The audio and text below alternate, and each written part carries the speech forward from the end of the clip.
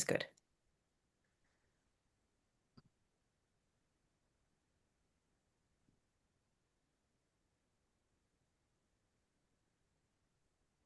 All right, welcome everyone. We'll call the meeting to order. We respectfully acknowledge that the County of Haliburton is located on Treaty 20 Mississauga territory and in the traditional territory of the Mississauga and Chippewa Nations, collectively known as the Williams Treaties First Nations, which are Curve Lake, Rama, Hiawatha, Alderville, Scugog Island, Beausoleil, and Georgina Island First Nations.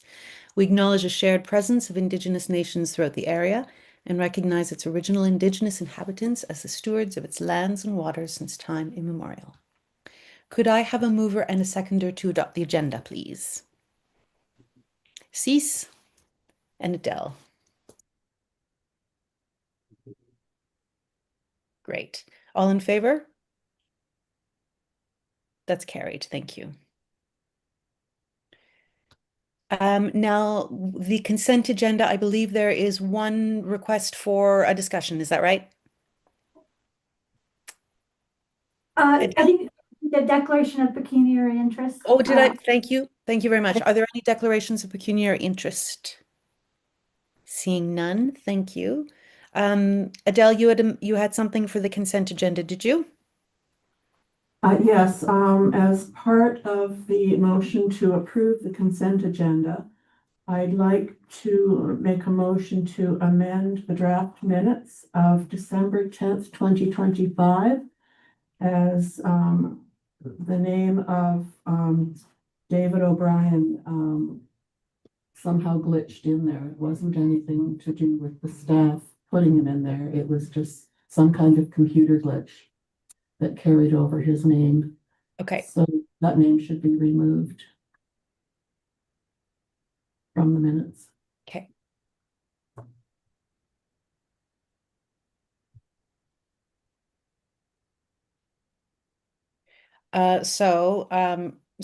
Scribing on the fly. Be it resolved, I'll just read you what I've got. Be it resolved that the Haliburton County Library accepts the consent agenda for the January 14th, 2026 regular meeting as amended to remove Mr. O'Brien's name from the minutes of December 10, 2025. Perfect. Okay, great. Could I have a mover and a seconder? I'll move. Adele and Paul, thanks. All in favor? That's carried. Thank you. Yay. Okay, financial reports. Andrea, take it away. I think we have one advocacy committee report first, 5.3. There was the working committee meetings, which was requested at the last meeting. I see. So they're included there, yeah. Sorry to interrupt. I rather read that as being incorporated into the consent agenda. Oh, sorry about that. Yeah, you're correct, and I am in. Yes, thank you. No, do you want to talk about it? Because we can. Nope. Sorry, I apologize. That's I just flipped the page and saw it there. Yeah. Okay. Yeah. Okay, financial reports. So you can see in the financial report the where we were at the end of December. Just a note though that this doesn't represent all of our incoming outgoing expenses. There's still things that are being processed, so they continue to be paid, like we've coded them and sent them to finance, but they're not showing up in here yet. The one that I mentioned that would still be coming out last month is the photocopier expenses. So we purchased the new public copiers for Minden and for Dysart. And so those will still be coming out of the budget. And then there's a number of other things like ebooks. There's things not showing up. So this is not the final kind of audited version of the report. We'll get that finalized. It's just not available yet. Okay. Any questions or comments there? Looks fairly straightforward to me. Okay, well, seeing none, could I have a mover and a seconder to accept the financial report as presented? So moved. Thank you, Dave. And a seconder? Lisa, thank you. All in favor? That's carried. Thank you. Yay.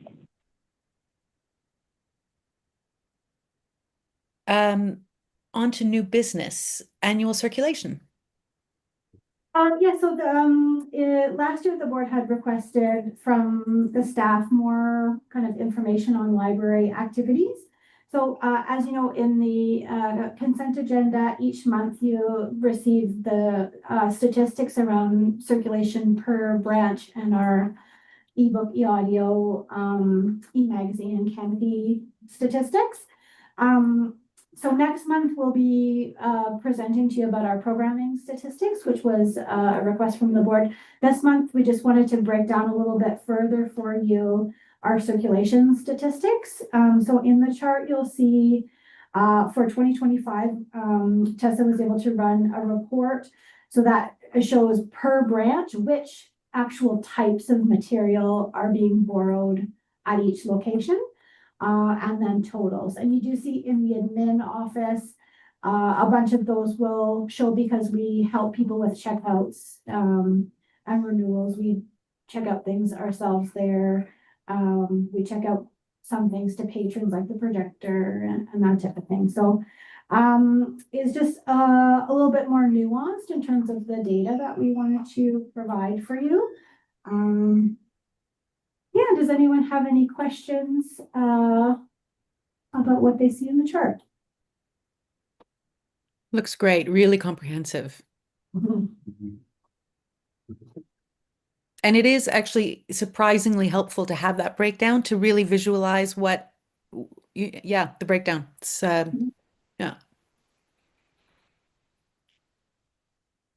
Nothing further from the gang. I guess just one thing to highlight, we had talked during our budget discussions about DVD use, and you can really see if you go to the middle column, which is AV, the high circulation in Dysart and Minden especially. So people are still really using the library as a source to watch DVDs for people who can't stream necessarily, or maybe they can stream and they just like the selection as well that we have available. So. They like the old-fashioned feeling. Yeah. Finding it. Yeah. Okay, I think that then that's that all for that report. Yeah, I think so. And we don't have a motion to receive. So would you like to talk to us about the budget?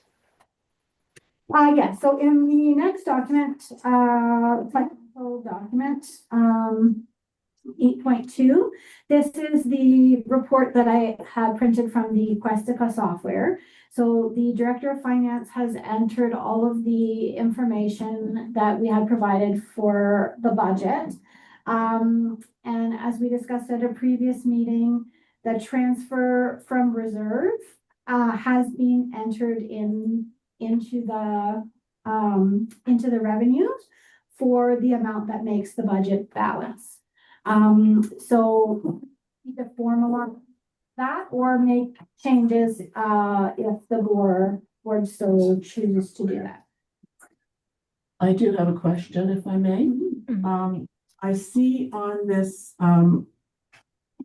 financial statement that in order to balance the budget, it shows that we would need a transfer from reserves of $354,259.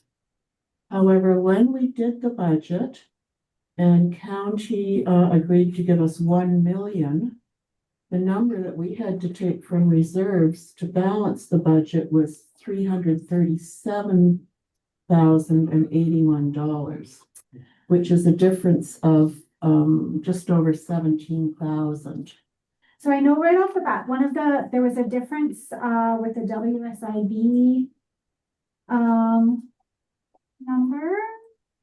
There were a couple of changes. Let's see what the quickest way to find that.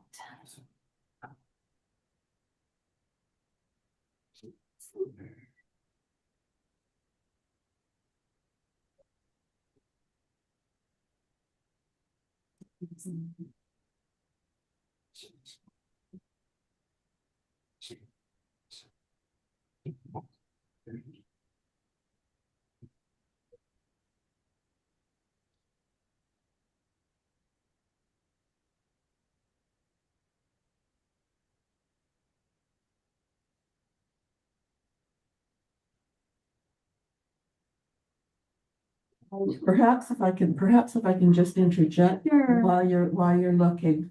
If we've approved a budget of $1,337,081,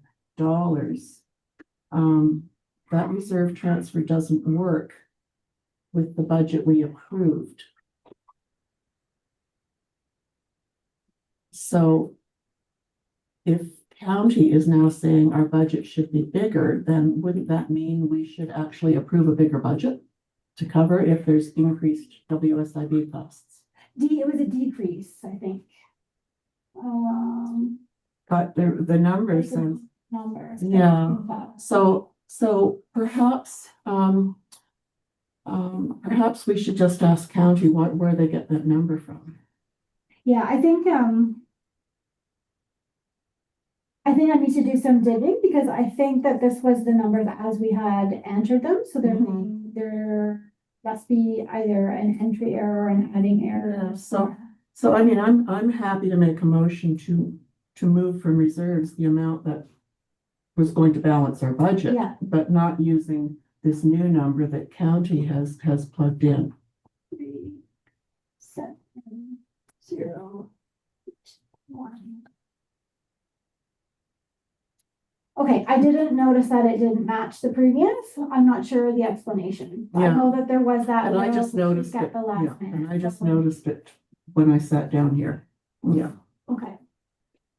Okay, so would it be challenging, Andrea, for you if we just deferred this motion until you can come back with more information, or do you want a partial We can approval? defer it. Yeah, We can I defer defer it, yeah.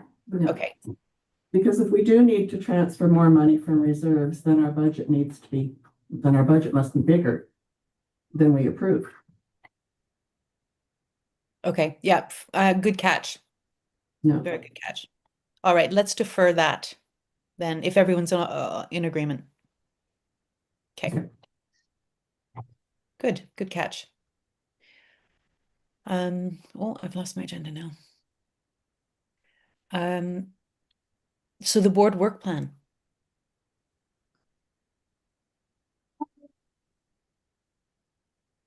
Yeah, so this is draft. This is for your discussion today. So we had previously agreed that we would wait until our new public member joined the board before doing the election, which normally we would do in the first meeting of the month with the board chair and vice chair.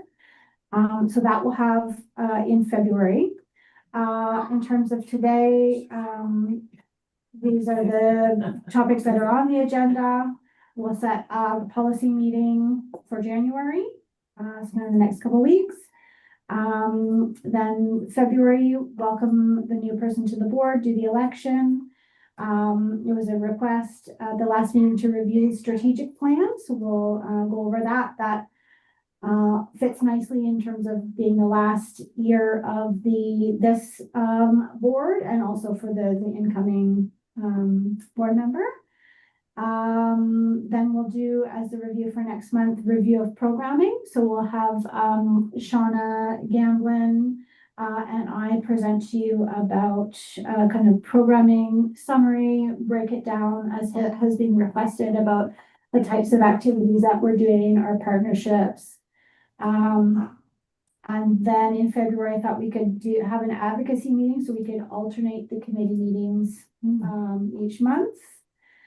The chair is also part of the committee, so we need to be mindful of the number of meetings for them too. Then in March, I thought we could do kind of review the hours of operation and branch statistics. So this month, January, we've broken down circulation, next month programming, then March, I thought we could do hours of operation and statistics. then a policy meeting. Usually in April, it's the time when we have our auditor do the presentation and look at the year-end financial statements. I put it in April. It can vary. It's based on the county's cycle when they're ready to present for us. Then we will aim to have the annual report. So that will be Patricia, our communications coordinator, and I presenting our annual report for 2025. Again, alternating advocacy and policy committee meetings. And then the part that I'm really hoping to get your input on all of it, but in particular in the fall, is just because it is a municipal election year. So I think we may need to backtrack things a little bit from when we might normally do them. So skipping to September, we'll have the facilities report, and that's normally presented by the deputy CEO. We can start talking about the library budget, and then, I understand in previous years, previous board cycles, they've done kind of open houses or what is it like to be a library board member? I don't know if that's something that you're interested in engaging with.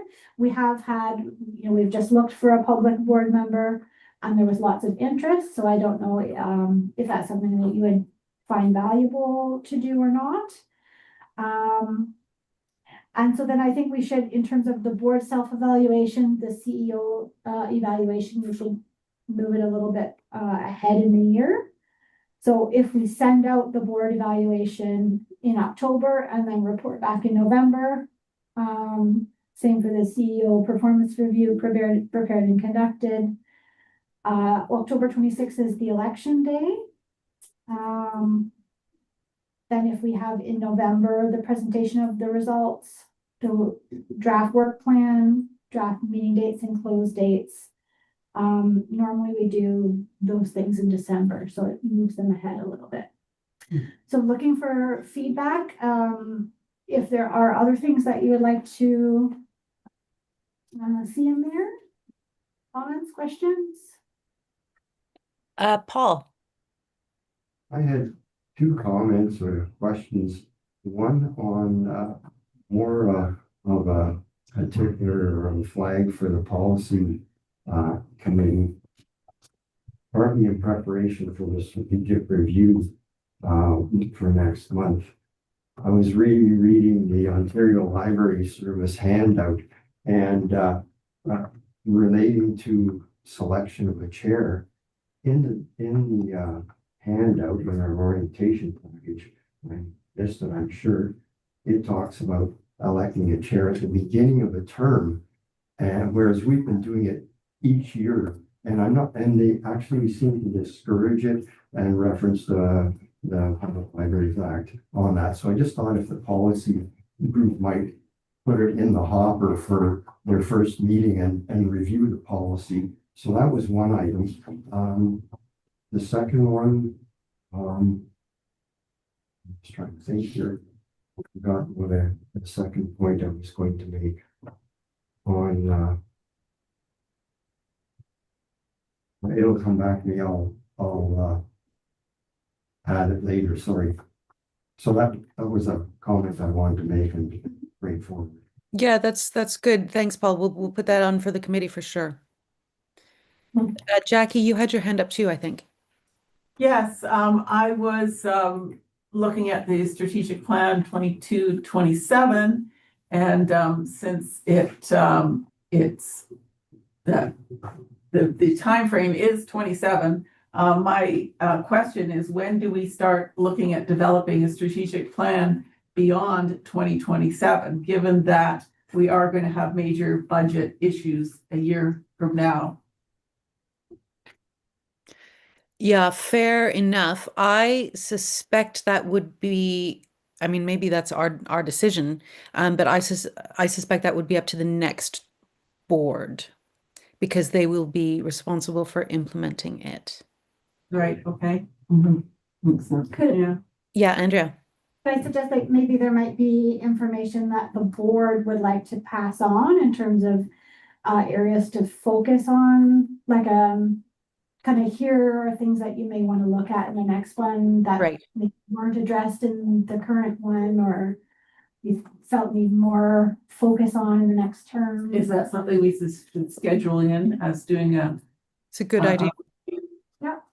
Maybe when we're in February, when we're reviewing our current strategic plan, we can put a parking lot of thoughts together and then review them just before the end of the term.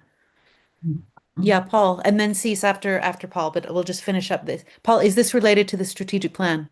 No, it was related to my prior thought before Oh, I okay. forget. Well, why don't you, before you forget again, why don't you say it? And then Cease will struggle to remember his thought, and then we'll all be up to date. You're very gracious. Thank you very much.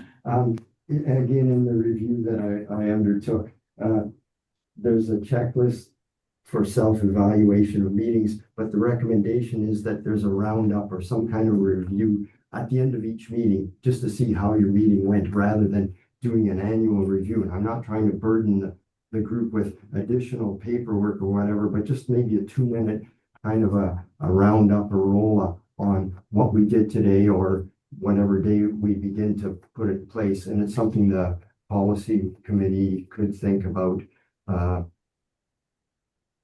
preparing or referencing in when they're making their deliberations.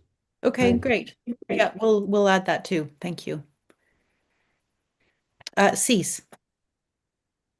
Yeah, my only question is in October, where we're saying finalize the 2027 library budget for submission to county council. In any other year, that would be no discussion there at all. But because it is an election year and half of the board is elected officials, in this capacity, are we not lame duck? And if not, then that's fine. But I would think it would be the new board that would submit it to the county council, or am I wrong? And how would we handle that? Well, we may or may not be lame duck. It depends, I suppose, on the outcome of of nominations first, and then of course the election. But by December, Warden, do you know when Gary is intending to have a budget presented to council for the coming year? I'm not 100% sure, but I'm hoping at the next council meeting.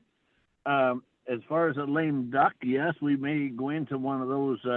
We talked about it at our council meeting yesterday or Tuesday, and I don't think it's an issue, other than we can't spend a lot of money. But I think as far as a lame duck goes, it shouldn't interfere with anything the library board's doing. Okay. Unless they're going to spend an exuberant amount of dollars. Right. Yeah, fresh new money, but for ongoing, it's yeah. Can I ask? It's Well, in the reason place, I brought it up is Jennifer, because Yeah, go ahead, Dave. well, I'll hear Cease out. Okay. Cease? no, the only reason I brought it up is because I really all we're doing is we're finalizing the budget, but the actual approval is done by county council in terms of whether they will or will not fund it accordingly. So technically speaking, we're just developing the ask. We're not really, Yeah, true. dealing with the actual approval of the budget per se. So I'm not sure. That's why I asked if we could just quickly discuss, because I think Dave's point is probably well taken. We're just going to put an ask out there, and yet if it gets approved. Now, obviously, the new board, if it's different than the current one, can revise it anyway. Yeah, there's And Go ahead, Dave.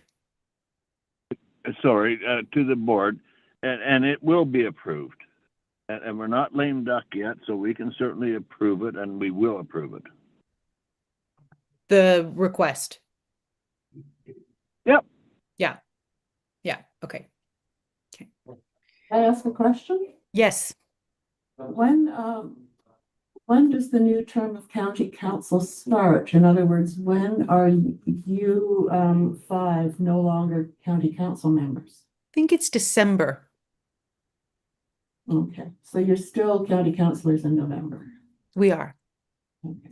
And then when does county council appoint new members, like, is it always the deputy mayors or is it, I think yes, but that may be by tradition rather than policy. Would that be correct for those of you who've done this multiple times? I see Lisa's nodding her head. Jennifer, Yeah. Jennifer, yes. And it was, and the warden is ex officio, is the way we've done it for years. Yeah, okay. Now there have been calls, including myself, to take a bit of a deeper dive on the legislation surrounding what constitutes a library board and what flexibility we have with regards to the balance of public v elected members. So actually, that's one thing that we can maybe add to the board meeting agenda. We were going to take a bit of a deeper dive into that as well. Um, Adele. somewhere in our policies or the Ontario Library Act, it doesn't specify that you have to have 4 county councillors plus the warden. I think it says between 1 and 5. So the next county council could choose just to appoint 1 county councillor. Right. Just Or 2 or 3 or whatever it might be. But I think that's key. And if we could perhaps put a report, have a conversation and put a report for December, and with the thought of giving it to the new county council to consider, I think that would be great. Yeah. Mhm. I do too, yes. So if we could add that to And Jennifer, that would be wonderful to bring that forward. But I'm just going to say one thing, and maybe maybe it's top heavy with the county council, which Adele might have alluded to, may not. We are paying the bill for the libraries, and I'm talking to lower tiers now, not the upper tiers. And I think we should have some say in that. So that's why I'm pretty firm that we should have some county councilors on the board. Oh yeah, 100% Dave. Yeah.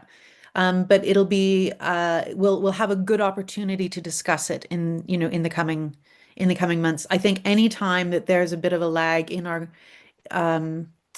work before December would be absolutely fine to add that to the work plan. The question that I had, more of a request than a question. If it's okay, let's see. You have for February a review of HCPL programming, which is great. I wonder if, and that's the election of the board chair at the same time, would you be willing to share the bones of that structure of that presentation before you flesh it out with all the information, just to be sure that we're capturing the kind of information that that we're after at County Council?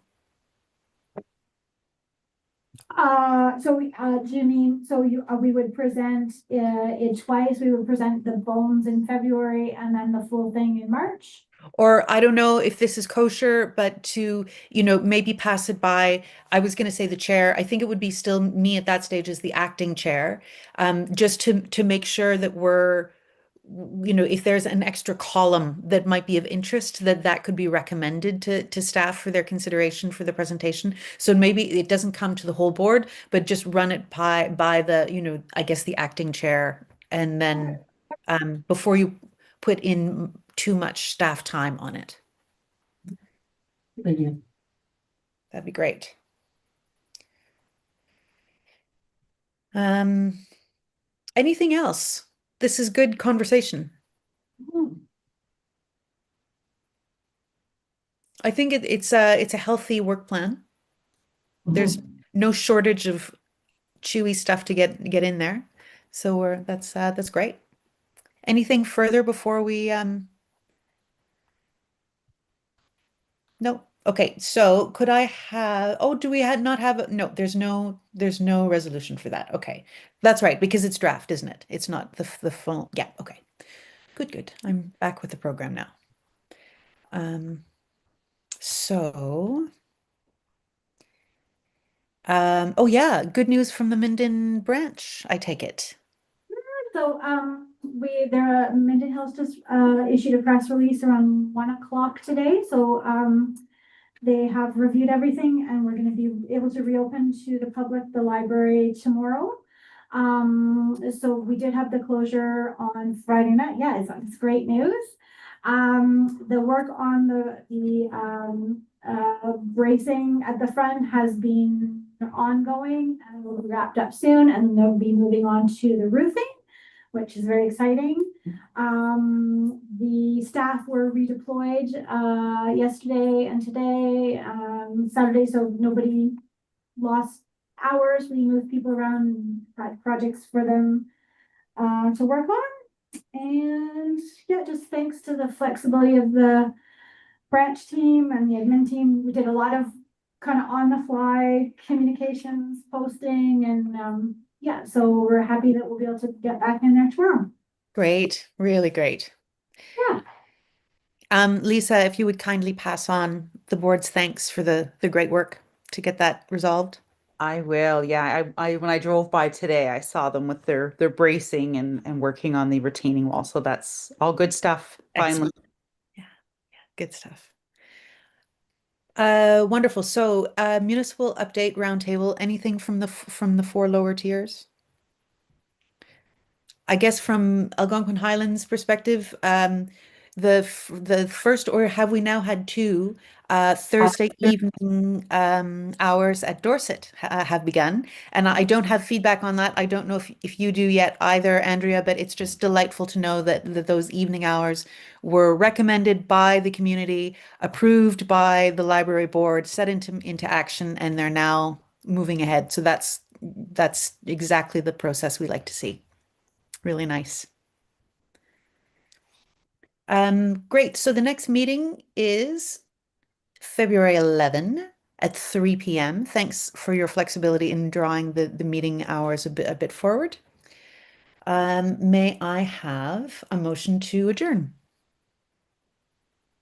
Cease and Adele.